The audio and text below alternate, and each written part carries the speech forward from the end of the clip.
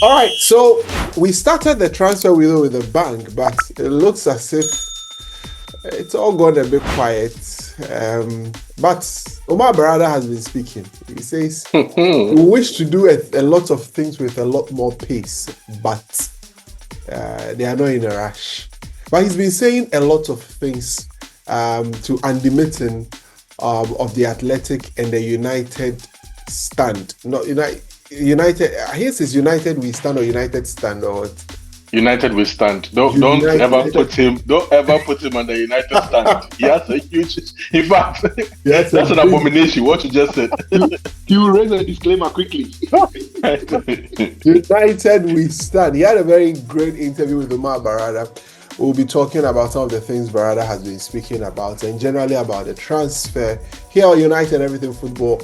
I'm here with Sancho and Kwame Jubuesi. Sancho, it's great to have you back on the podcast once again. Good to be here. Missed you guys big time. Oh, we missed you too. I've enjoyed it on the outside, you know. I watch every episode that I've not been able to be part of, and it's been great. Like lovely conversations through and through.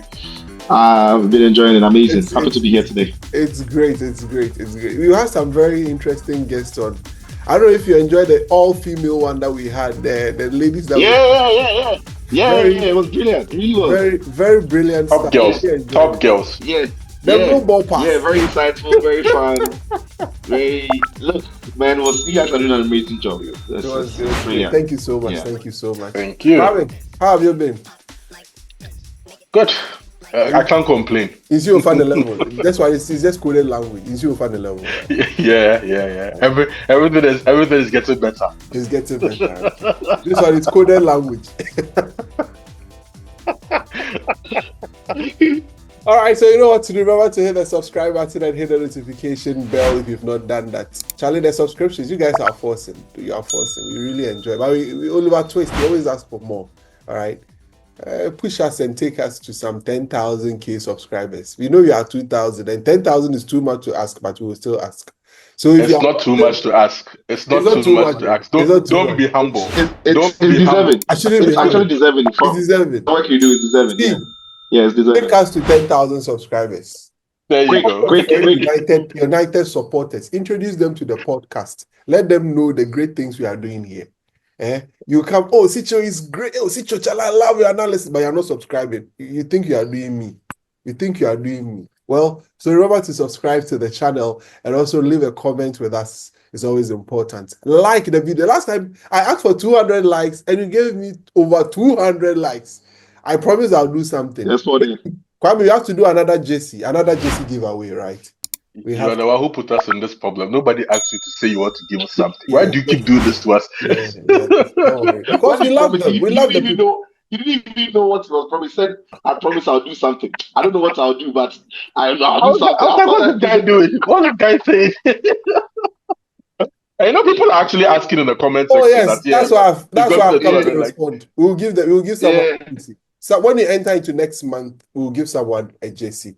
Maybe the new kit is out. The new kit is out. So. The new kit is out, Yeah. But probably not the new kit. We'll give something. We'll do another retro. We'll do another retro. So stay on guard. I mean, watch us and still give us more likes. All right, give us more likes. So let's make a quick turnaround. When we come back, I'll get to my guys and then we deal straight here on United and everything. We'll be right back after this.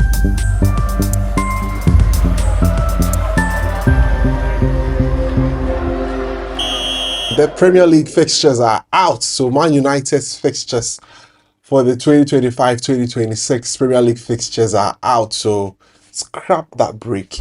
Let me take you through the fixtures for Ruben Amorim's Reds.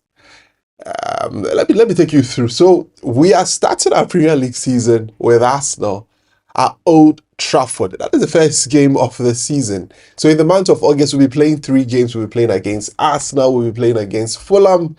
And then we'll come back home to play against Burnley. So 3 games in the month of August.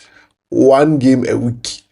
So that's how our fixtures will be looking like. In the first 5 games, we'll be having Arsenal, we'll be having Fulham, we'll be having Burnley, we'll be having Man City, and also we'll be having Chelsea. Yes, we'll be playing at home to Chelsea. We'll go away to Man City, and then we come home to play against Chelsea. And then we go away to Brentford. So that would make the first 6 games. And in the month of October, we'll play against Sunderland, and then we'll play against Liverpool, and we'll play against Brighton. Yes, we'll play away at Anfield against Liverpool, and we'll play against Brighton. So it looks quite interesting. The first 10 games would have Arsenal, would have Man City, would have Chelsea, and would also have Liverpool. How are things going to shape up for Ruben Amorim's Reds? The first 10 games look quite tricky. Then in November, we play against Nottingham Forest, and then we play away against Tottenham Hotspurs as well, and then Everton, and then Crystal Palace. In December, we played against West Ham, Wolves, Bournemouth, Aston Villa, Newcastle, and Wolves. That is where the action is packed in December. Well, what happens in January, in the new year of 2026? We play Leeds, Burnley, City, Arsenal, and Fulham. And then in February, we play against Spurs again. We play West Ham, Everton, Palace. In March, we play against Newcastle United, Aston Villa, and Bournemouth. And then in April, we play Leeds in the running. You know, the running starts from March to April, and then it ends in May. So we play against Leeds, we play against Chelsea, we play Brentford, and then we'll be playing in May against Liverpool, Sunderland, Nottingham Forest, and then we cap off the season against Brighton. What do you make of this? Kwame Ntrubue said he has given Ruben Amorim 5 games. Even upon revelation of these fixtures, he says he's still determined to give him that 5 games to see what he can do in the first 5 games, to see whether he should be the coach to continue or not. Well, we'll see how it goes. We would later on find time to discuss the fixtures. I mean, we have quite some time to do that. We would look at how things are and everything, and how everything will pan out in that regard. So we'll see. So these are the fixtures for Man United. Let's see how it goes. We'll be right back after this.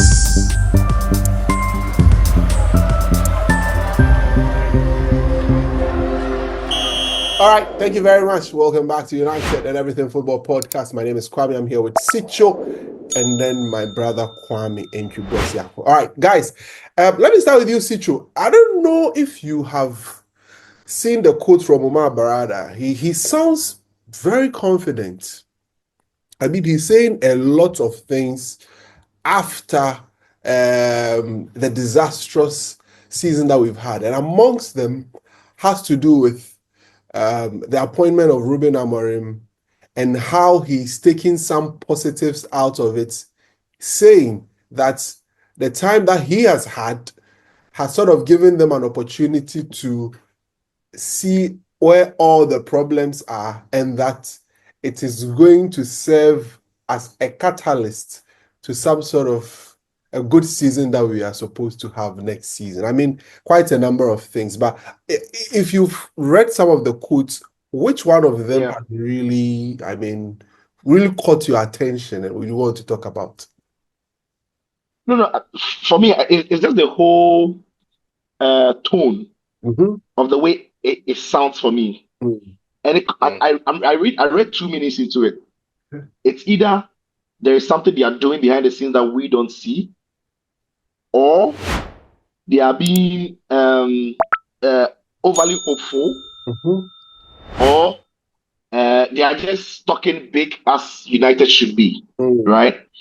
Because when I speak about the fact that the job that it was almost like the job that Amorim did in the period that he's been there has given them a lot of hope going into the future, because it looks like there are a lot of good things that are to come. And I look at the job that Amorim did, and I thought, we can hope that he improves or he gets better. But based on the job he did, we cannot look at the job he did and think that the season that is to come will be a great one.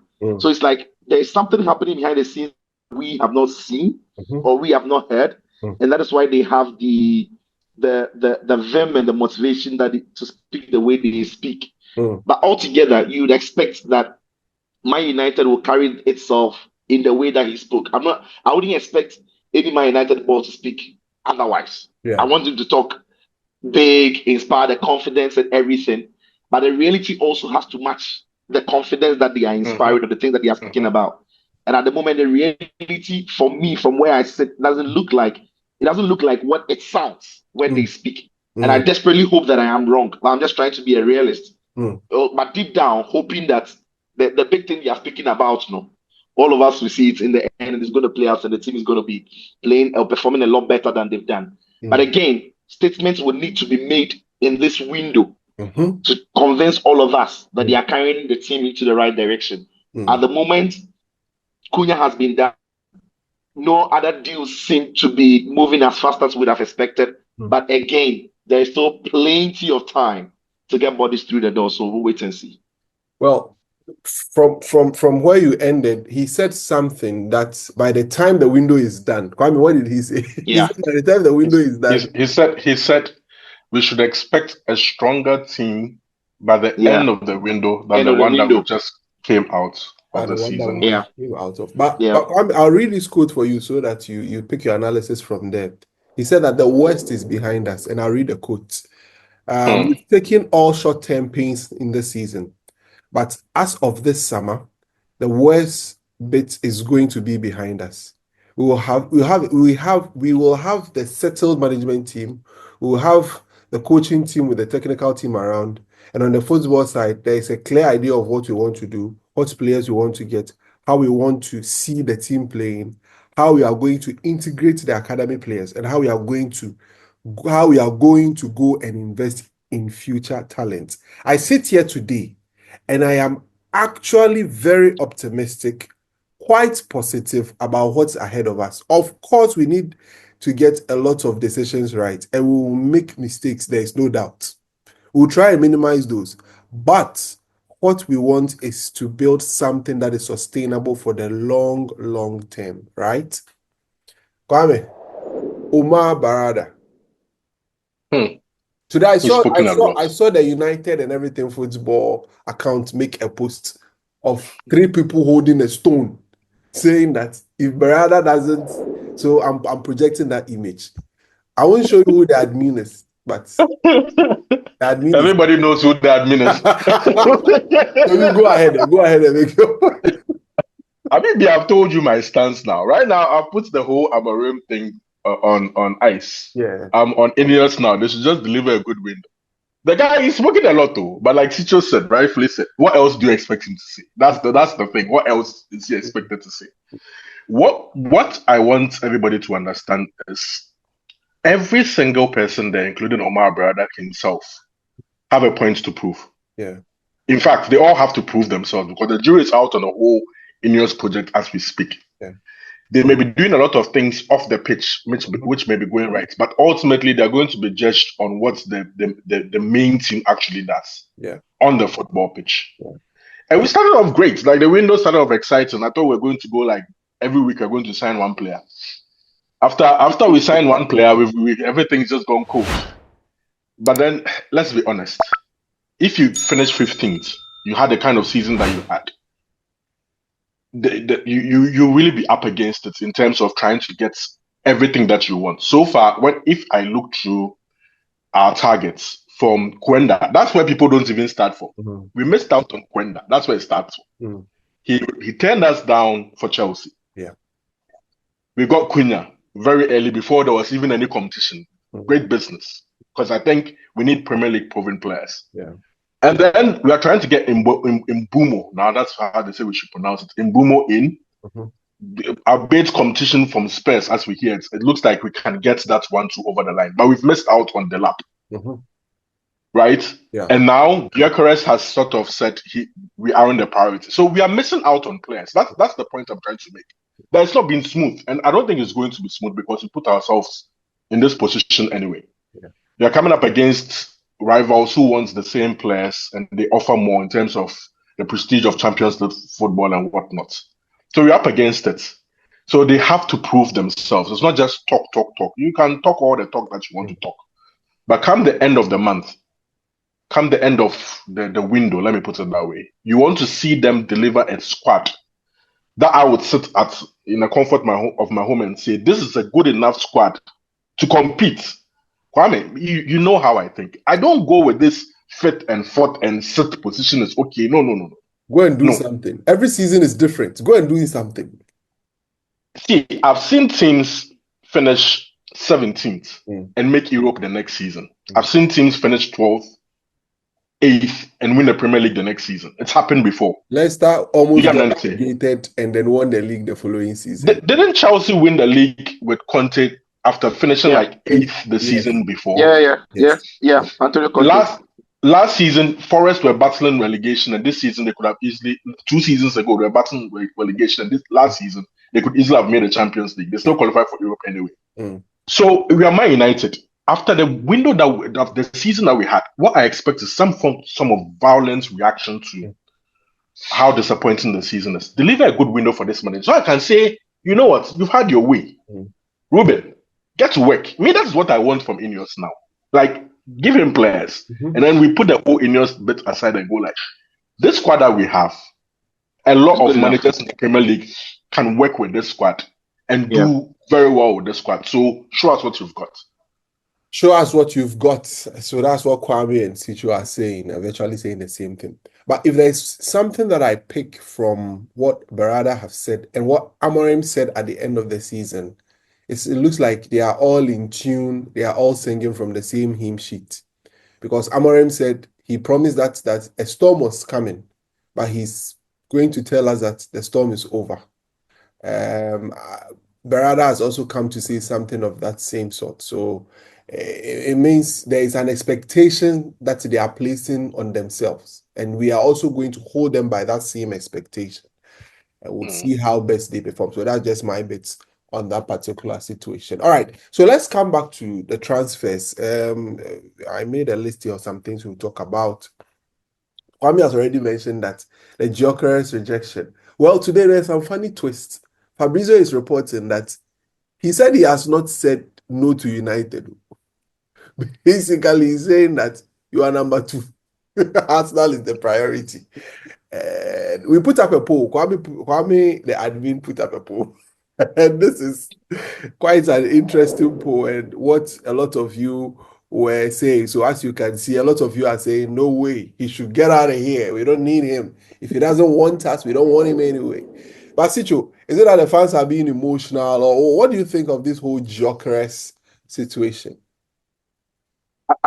I think it's you look at it from 2 ways. It's the pride of fans, right? We didn't have to know this. Yeah. Right, Man United could well be your second option, but the fans didn't have to know this. How it got leaked out is where the question should be. Because look, when you go into the summer, Gyokeres is 27 years, he's going to 28. Yeah, Man United is trying to rebuild something. Does he really want to be part of a rebuilding team at this age, where he could go to a club that is playing Champions League and look like they can straight away start competing? Because we talk about Arsenal. And everybody's like, if Arsenal gets a striker, that could be it. So he's looking at the Arsenal team and thinking that the team is so settled. If I go in there, I could be the difference between Arsenal finishing second and third and Arsenal winning the Premier League. So if I'm a footballer, I'm thinking Arsenal could be my first choice. So yeah, I get from Gyokeres' point of view. He's 27, he's not looking at going to a club that is rebuilding. But if Arsenal doesn't want him and he's going for Shevko, then he potentially could come to Man United. But the problem was always getting this league for Man United fans to feel like, oh, you don't want us, you only settle for us. So I understand the reaction for Man United fans. It's fair and it's justified. But look, even if he's second choice and he doesn't make it to Arsenal and Man United is not getting Victor Osimhen, I think he could very much be the striker that I think that in this time, Man United could bring in and could do a job for a season 2 or 3 while they rebuild to get competitive, and then they look at the next phase of players that can be there for a longer period. When you're rebuilding, you always need certain players who can just come and hit the grounds running. You're not looking for the players who are coming there and they need 2 years to pick. You need players who are just around okay to get the job done. And I'll give you an example. And that's one thing Liverpool have done great with under Jurgen Klopp. When you are rebuilding a squad, almost every signing you bring in must be a hit. Yeah. You can't afford to sign and miss. So Alisson a hit, Van Dijk a hit, Wijnaldum hit, Henderson hit, Fabinho hit, Salah, Mane, Firmino. Even though it came to beat Firmino, they were hits, right? So the odd navigator would be a miss, Minamino would be a miss, but Robertson is a hit. So almost all the players that Jürgen Klopp brought into the club to rebuild with were hits. So they could go straight away to compete against the Champions League final in the second season, win the Premier League in the third. So Man United need to sign players who come in and hit. That's why I was happy you mentioned that we need Premier League experience or Premier League proven players. So I like Cunha signing. I like the Mbeumo if they get him through the door, because these are Premier League proven players who, when they come, they are more likely to be hits than misses, and they might not need time to settle for after 2 seasons or 3 seasons. They can just come and hit the grounds running. So yeah, Gyokeres could be a player that I think if United, don't worry about United fans, your team could be second choice, or our team could be second choice. But if he's going to come, considering the options on the list, I think I would say yes. Well, Kwame, speaking of the options on the list, yes, that brings us. I knew you're going. You see where I'm going there? That brings us to another name, Hugo Ekitike. Ekitike. See, this, before I ask the question, let me state, I won't risk it the third time. So honestly, I won't. You see, that's the fear. That's the fear. It's not like he's not a baller or he's not talented. No. It's just the unknown. The unknown.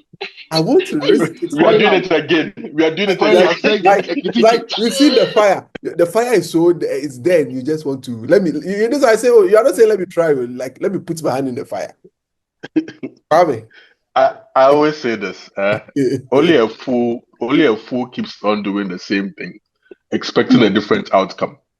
I mean, we've tasted this soup over and over and over again. Yet we go back and taste the same bitter soup and expect it to taste different. The point is, like Sancho said, it's about stages of your rebuild. Yep. We are that stage. See, we are down bad. We are down so bad, like so bad that we need a jolt. And when you need a jolt, sometimes you have to cut a bit of corners. Yeah. The age profile in our squad is the issue, as we spoke about 2 episodes ago with the ladies. You've brought in 2 young strikers. It's not worked. Manchester United has never, ever relied, ever. Like, in all my time watching United, we've never, ever been at a stage where the strikers at this club are 24, 22, 21, 18, 19-year-olds, and that's just about it. I don't want to go so far back because of the audience, but let's just even start from the Rooney era. Who did Rooney come and meet at this football club? What's Van Nistelrooy who was there? Van Nistelrooy. And Louis Saha was lurking. Yes. Exactly. You take out Van Nistelrooy because of the whole Ronaldo thing. Situation, I don't want to get into it.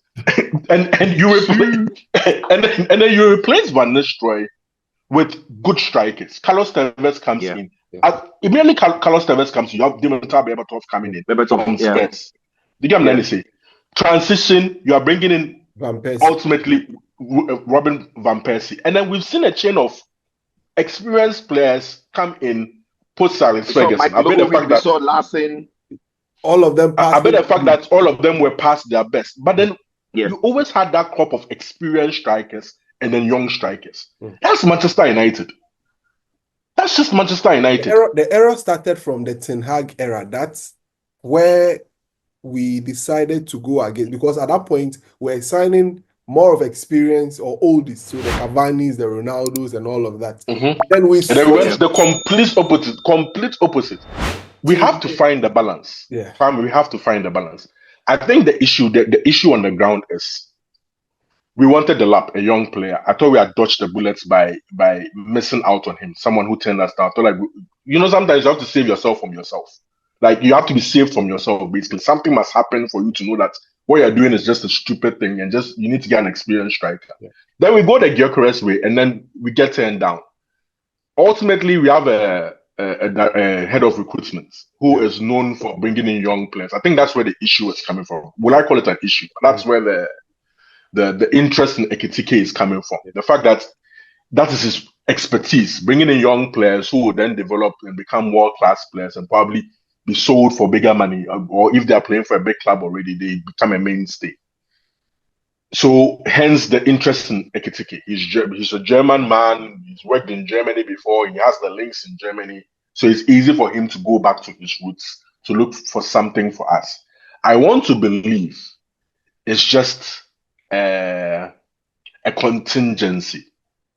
A contingency in the sense that a decoy.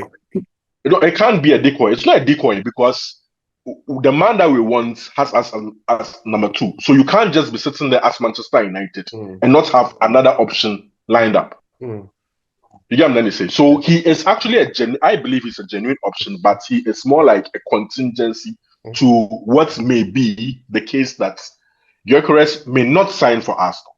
I've already told you this. There's a high possibility he may not actually join Arsenal because Arsenal themselves have this edge to have younger players. You get it? They are after Chesko from Leipzig. Yeah. If the price comes down, some way, somehow, Berta would decide to go for Chesko and then Gyokeres is left in a limbo. I believe, like Sancho said, if he is left in a limbo, United wouldn't be shy to go and pursue him. I know we've said this. I know our coach has said this. That if a player doesn't want to join us, we probably don't want him. Berrada reiterated the same thing. If a player doesn't want to join us, it's talk. The market, it's unpredictable. It's up and down. You go with the flow sometimes. Sometimes your plan just has to change, whatever plan that you have. So Gyokeres is still there, but I want to believe Ekitike himself is just a contingency plan. I don't want us to get there. Because if you get back into the Ekitikes and then the backfires again, you're just digging yourself a bigger hole. I don't even know where you go from there, to be honest. I'd rather... Bro, it's expensive.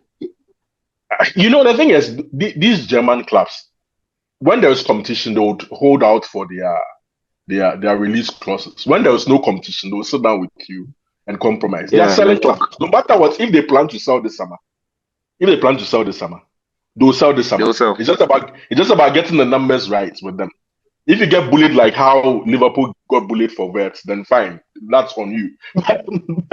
But you can actually sit down with them and then get a good fee. There's even reports that they are willing to come down to the price that they sold Mamouche for, which is around £63 million advance plus add-on, if we are able to sit down with them. I simply don't want us to get there. So I think this striker thing can wait. In my opinion, it should wait. The reason I'm saying it should wait is this. I think Mohammed is in our Telegram group. He's a football agent based in London. And he keeps saying keeps talking about the Osimhen situation. Me and him have been going back and forth on this. He's high on Osimhen. He wants us to try and get Osimhen. But you know, Osimhen's situation is based on a lot of money, both being demanded from Napoli and the player himself. If you do wait till late in the window, this man has just 1 year left on his contract. Napoli are not going to allow him to run out that contract. He's not going to play for Napoli ever again. Maybe you would want to be that football club that Osimhen plays for very late in the window, where there would be compromises because a deal has to be made. A deal simply has to be made. Galatasaray themselves are just liking and hoping that everybody passes him by. You know, the Turkish window extends beyond the normal window. They know to be the only ones to go like, you know, we are the only guys you have, so you have to do something with us. If we do hold out, probably Osimhen may be an option for a lower fee and then lower wages. Well, just throwing that out. I think the fear for Man United, maybe for Amorim, will be how long they wait, because they wouldn't want to start the season without the striker. You know, because maybe you want to have preseason with the striker, you want to get certain elements in it. Because one of the big problems that we faced last season was converting chances. And one of the things that can get a team going is if you can bring a striker, goal scorer in time to get him to fit into the system and the philosophy that the manager has got. So I understand a striker we could rely on small. If like Hojlund was good small, we can wait, and even if we don't get Osimhen, we trust that Hojlund can be a good striker in the season. So, but because Hojlund is not good, we can't trust. I think the team is under pressure to bring in somebody before preseason starts, and that is where maybe Hans might be forced to bring in, you know, Ekitike or that's Gyokeres. I was getting there. Okay, I wanted to make a point. I was going to create a scenario for both of you to sort of give me your opinion on. And let me just chip this in and you get to. The problem with waiting is with not waiting. I mean, is you go and get Ekitike. Whether he starts preseason well or doesn't start preseason well, this league will swallow him. Let me put it. Can easily swallow him. The thing is, if you get a Gyokeres or Osimhen late, forget about preseason. Those players not about preseason. Yeah, like it's plug and play. Those players from you know what you're getting. You know what you're getting. You put Osimhen in a 5-a-side team at Haukudi somewhere. He's never seen these players before. He's never touched them. He doesn't know any tactics, nothing about them. He's just you put him on the pitch, you know what you're getting. Cross the damn ball, put the ball in behind. You can easily plug them in. I don't want us to rush getting at Ekitike, and in the end, there's a Gyokeres available, there's Osimhen available late in the window, and other clubs that we may even be competing with. Just pick them up, and then you're looking at why did you rush to go and sign a kid for 66 after you've signed 2 kids already and it's not worked? When you could have easily waited and signed a season goal scorer. Like, that's my problem. Popular opinion, if you won't get Gyokeres and you get Osimhen because you don't have money and you don't have anybody to buy as a striker, go and talk to Aston Villa to release Oli Watkins for you for 2 seasons. I totally 100% agree with you. Ekitike things. Go to Aston Villa, go and plug Oli Watkins. Oli Watkins, Matheus Cunha, and Mbeumo. Kwame and I were even talking about Mateta. Even Mateta is also. I don't like Mateta, to be honest. I don't. Yeah.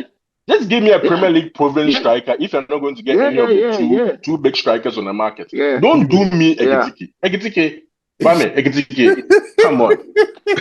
What are we talking about? But guys, listen, so this is the scenario that I wanted to create. So in a situation where we do not, perhaps, you're not getting the striker, would you go with this school of thought that says, okay, we have Mbeumo.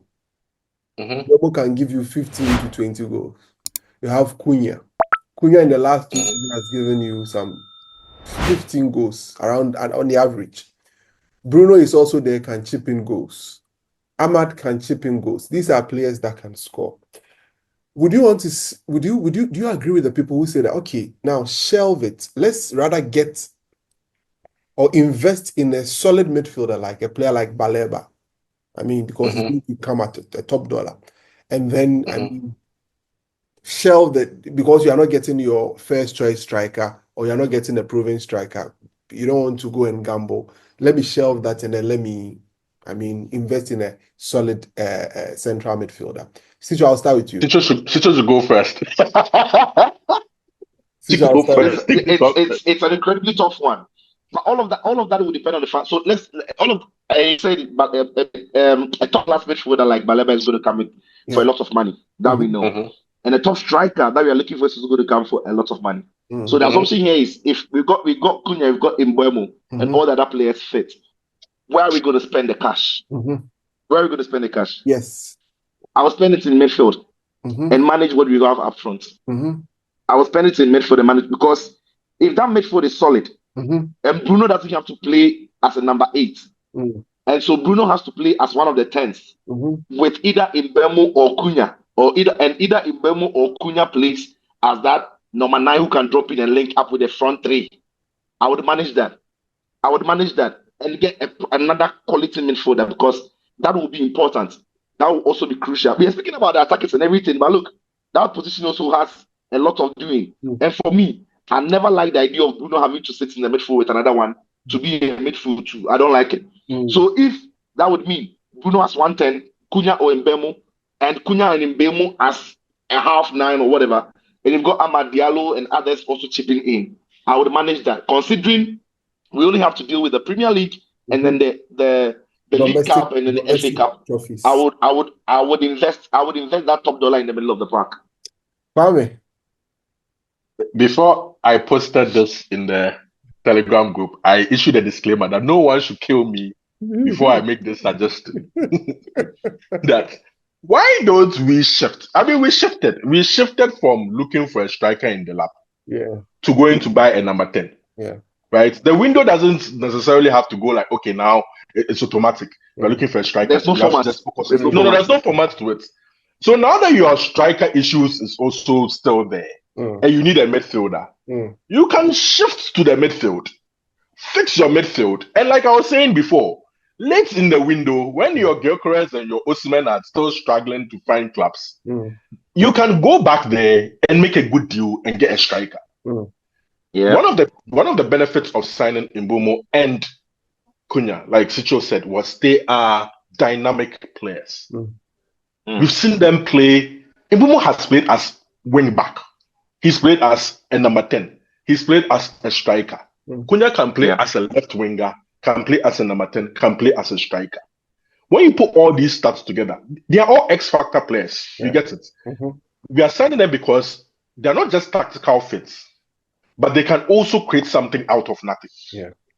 So the goals will be there, the numbers will be there. If you secure your midfield is tight, it's strong, it's athletic enough. Because trust me, see, Casemiro is going to stay, but Casemiro is not a fit for the Premier League anymore. I don't know whether Ugarte is going to have his first season of, or you don't, because a lot of players do that. I've mentioned a lot of players who go to City, and in their first seasons, they are nothing. Just that they have a very good team with players who play in those same positions, so they can buy them the time. Unfortunately, when we sign a player, we don't have somebody there who is doing a good job. So the pressure is on that player to hit the ground running, or you're a bust.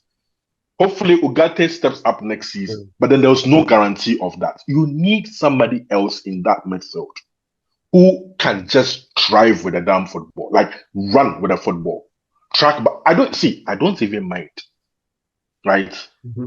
Thomas Partey will be free in 2 weeks. Go and sit down with Thomas Partey and tell him that you want to give him a 2-year contract. I don't even mind.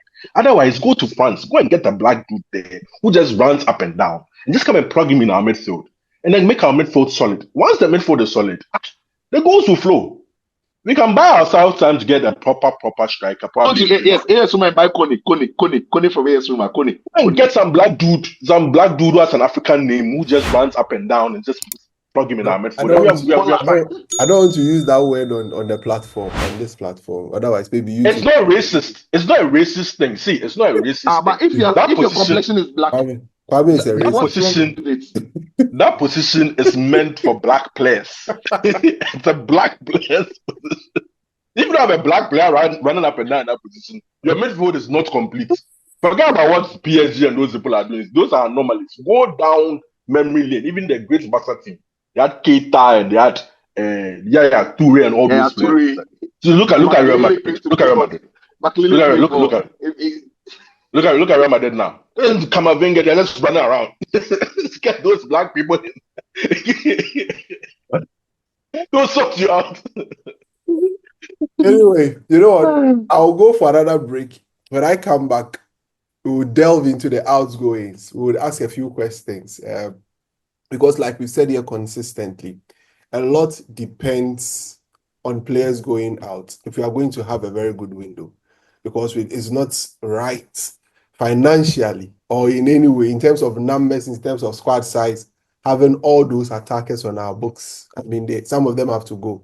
The Sanchos, the Antonys, so we'll talk about all of that when we come back. But I saw this chart, and it sort of gave me an idea of what kind of striker we are looking at. And it has a comparison of Gyokeres, Ekitike, and then Osimhen. And it looks quite the same. So it sort of gives you an idea that a lot of the things, or a lot of the strikers that we are sort of linked to, seems to be a lot more data-driven in the idea, because the Athletic even gave a litany of qualities that Amorim is looking for in his striker. And it looks like a lot of these guys fit. But let's see how it goes. So as you've seen in the projection, that's basically that. But let me make this quick turnaround. When I come back, we'll do some brief talk about the players that we expect to go out and how things are shaping up on that front, because there's been some news on Sancho's best friend, Antony, and what Betis are trying to do. We'll try and break it down for you here on United and Everything Football. We'll be right back after this.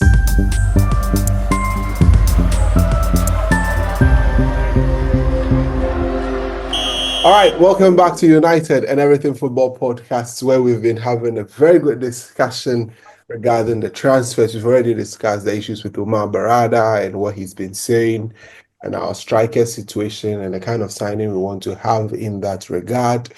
So let's do a lot more on the outgoings.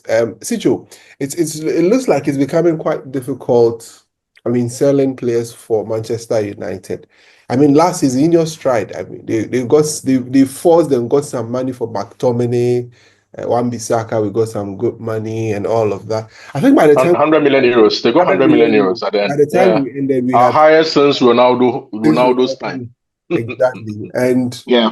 and if you look at the players on our books right now, we can easily make 100 million euros plus again. Because if Rashford Yeah, over that.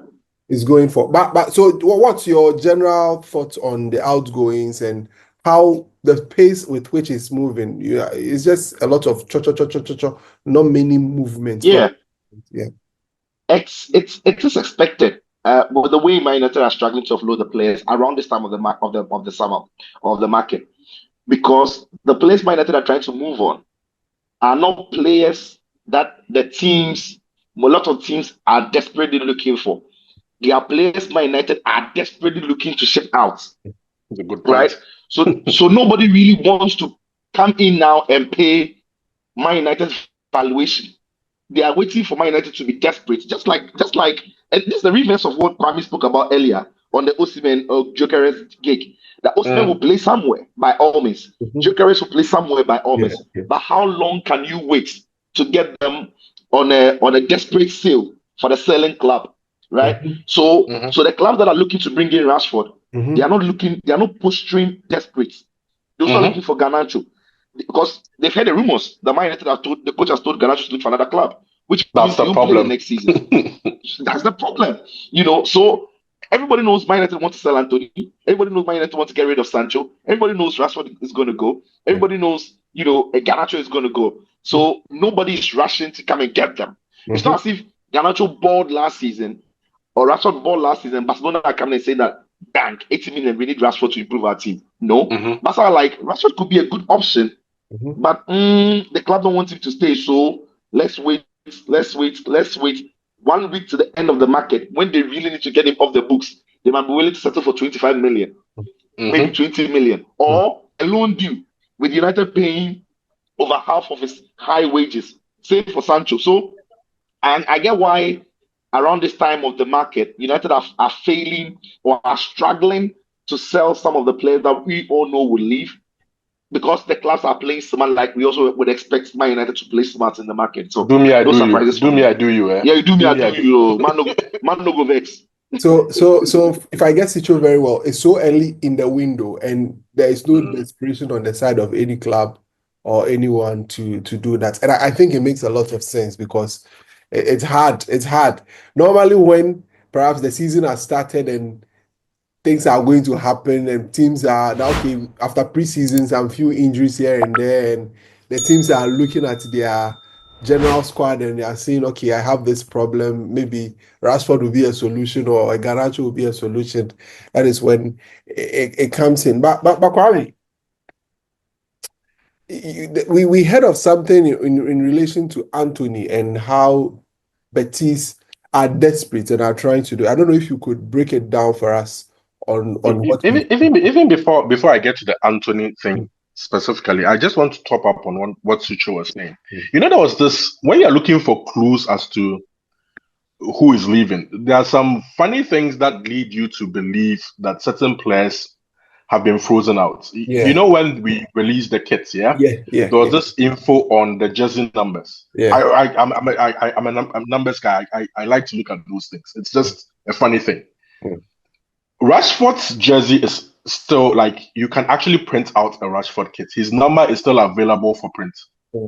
Meaning that if you go to the mega store now, they are selling jerseys with Rashford's name and number and number 10 Rashford. Yeah. Garnacho's name is still available out for print. When you go to the mega store now, you can actually buy a Garnacho kit that he's going to play next season. But there is no Antony, there is no Sancho.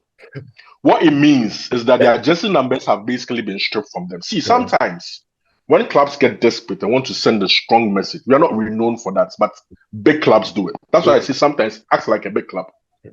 They go kamikaze on you. They go like, we are playing it dirty. We strip you of your number. Chelsea did it to so many players when they wanted to get rid of them to help with their rebuild.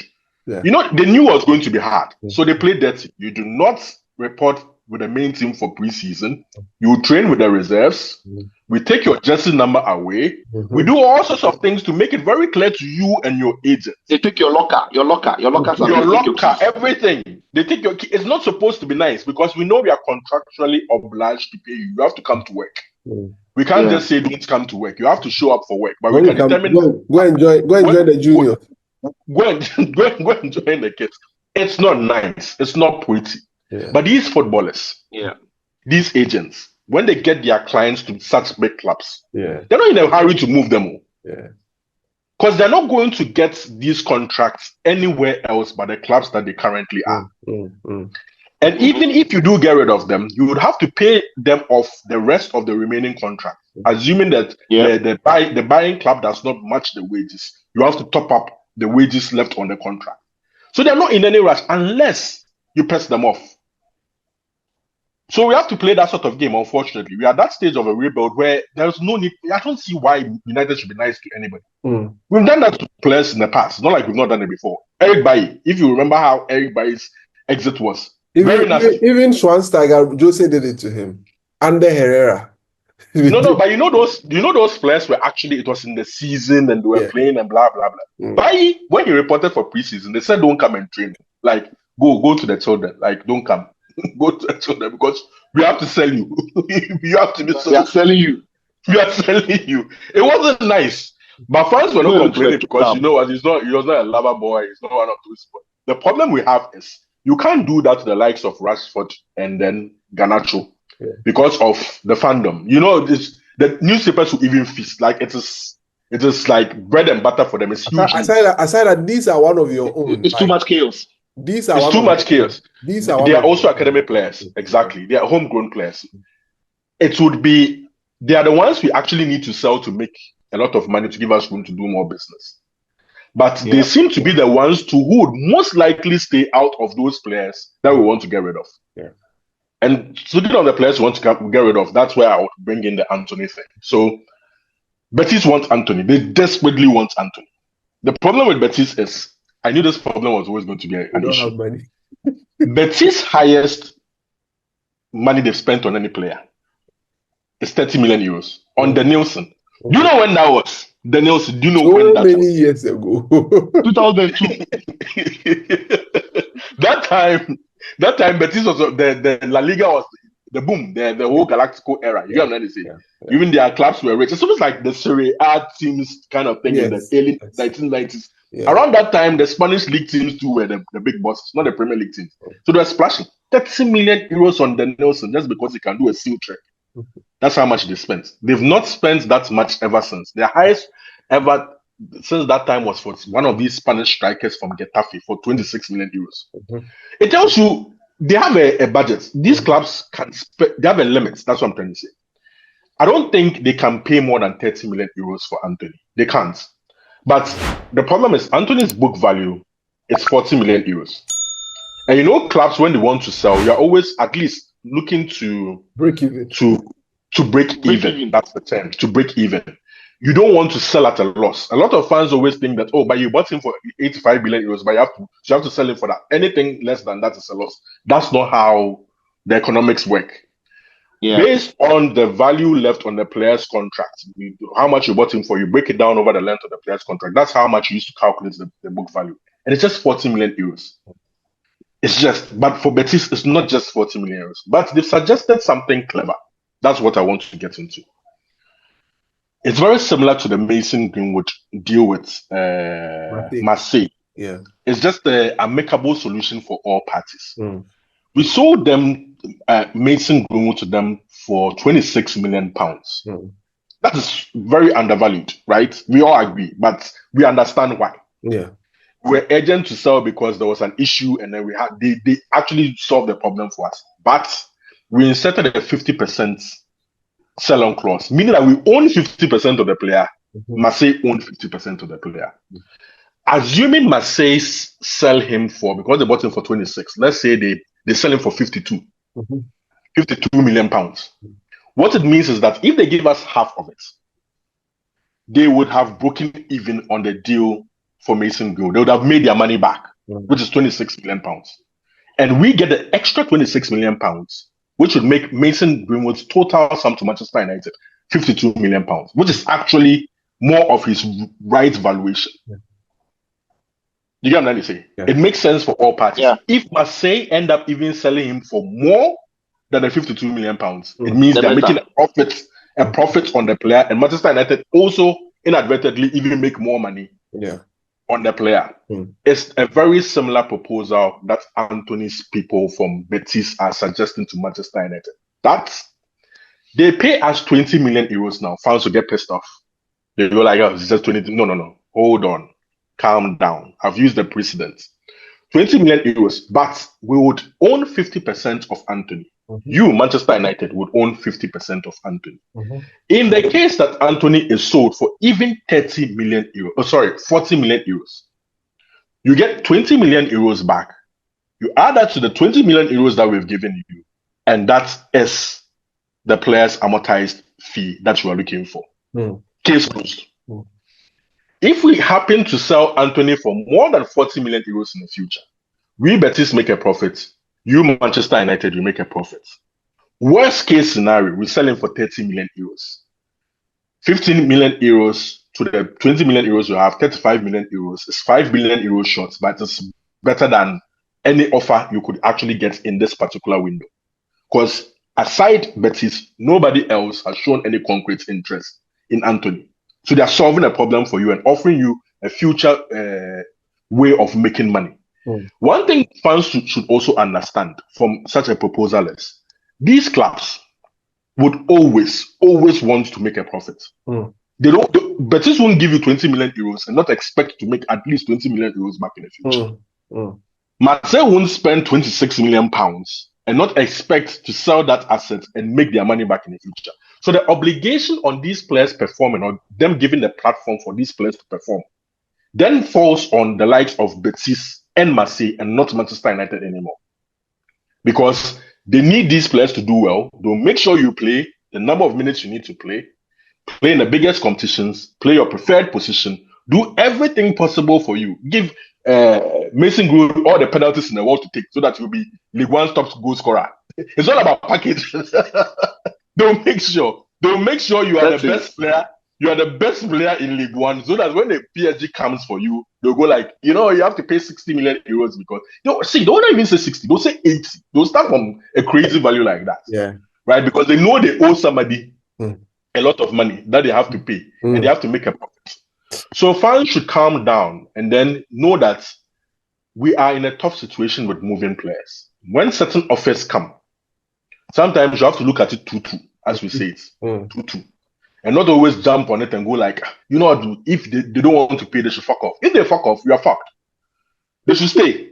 Let's talk. Find a solution to the problem and then let the problem just go away. Sijo, one other big problem, Jadon Sancho. How do you solve? Because let me create a scenario. There is this gentleman. I don't think he has ambition. He has how many years? 1 year left on his contract. Right? Just 1 year. Plus the option, but of which I'm sure United will. We'll never ever activate it. Never. Right. Now, he's not looking forward to any World Cup or anything because Sancho, he has no ambition. He's on high wages, and we are hearing he said he won't reduce his wages no matter what. And that's why actually his talks with Chelsea broke down and he was sent back to Man United. How do you deal with this guy, a player like that? How do you deal with him? It's tough because it's contractual. But I think Man United must cut their losses here. And even though they don't want him around the club, they must be prepared to pay a part of his high wages for the season that is to come. I also don't think that United have got the funds to pay him off, because with a year left on his contract, we are talking about 7.5 to 8 million maybe. Wow. Oh, about 12 million pounds because he earns about 250. Yeah, it's a lot of money. About 12 million pounds. I don't think United are going to cover that 12 million pounds for him. That we are paying you off, even if they are going to be paying in It installments makes no, or it makes no business sense. It makes no business sense. So Man United might have to calculate about a 6 to 8 million pound as part of wages they'll pay this year, knowing that they are likely to take some 60% of those wages when he goes out on loan. Because the Sancho matter is not only about selling him to bring in money, because it looks like no club in the world is going to. Because look, he had a decent season, and it looked like Chelsea liked him. He also enjoyed the environment. He got on well with a lot of the players in the group, and the club would have loved to keep him. So for a player to forgo that environment and to forgo an environment that looked like he had settled in well because of his wages, I don't see how else he's going to forgo any of such money to go to any other club. So it's one of those players that Man United shouldn't be thinking of making even 10 million pounds from, because even if the club is going to pay 10 million for him, the deal is going to break down because of personal terms. He's never going to back down on how much money he's receiving. And in the mind of Jadon Sancho, maybe he knows that this is his last big check in a year. After Man United, no other club anywhere is going to pay him that much. So he's not going to leave this 12 million that he's going to receive in this year and go to another club and go and take some 4, 5, or 6 million. When he can take all the 12 million this year, and when he's a free agent, go somewhere else, negotiate for a 5, or a 4, or a 6, or maybe go to the Saudi and see how much he can make from there. Yeah. So I think United might cut their losses on Sancho and prepare to pay some 60% of those wages going into the summer, because I don't think they're going to make 30 or 40 million from him, considering his posture with his wages. Well, that's a very good one. I think we've exhausted everything we wanted to talk about.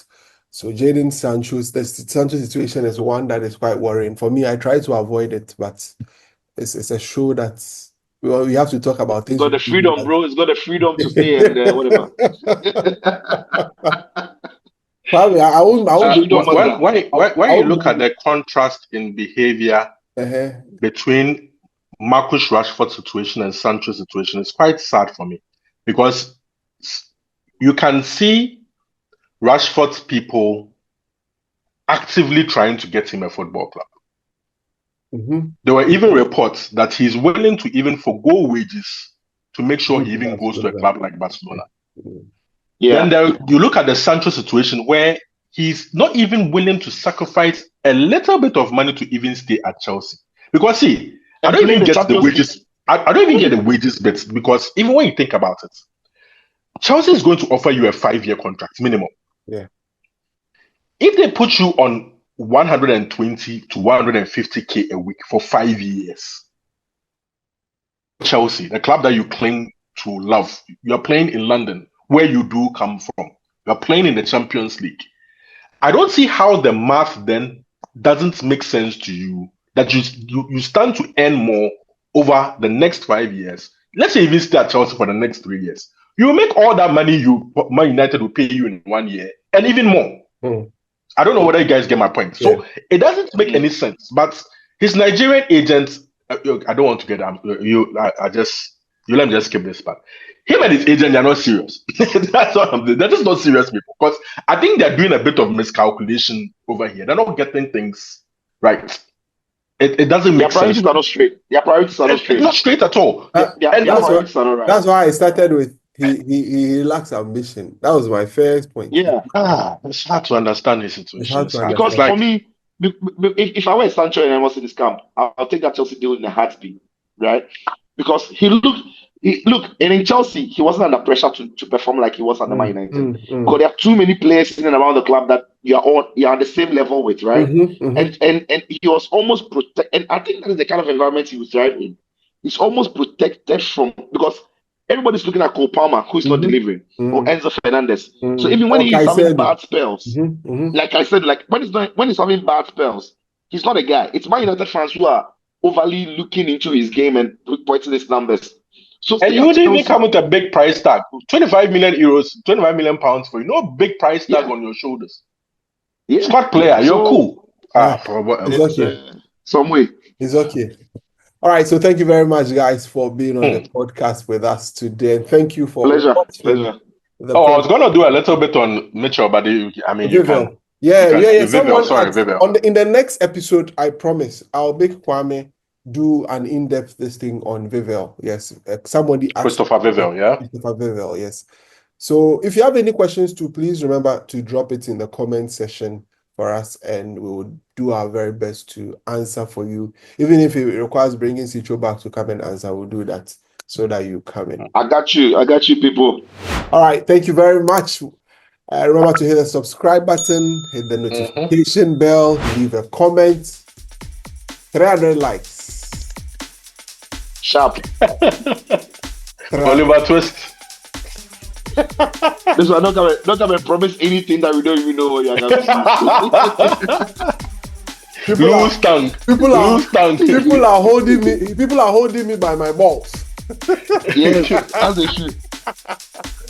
Anyway, thank you so much, guys. It's been a pleasure having you on the podcast. We'll see you on the next one, where we hope that we would have signed an extra player. We hope. Hopefully. Have a lot more fun. So have a great time and enjoy your time, and we'll be back here on United Everything Football. Bye-bye.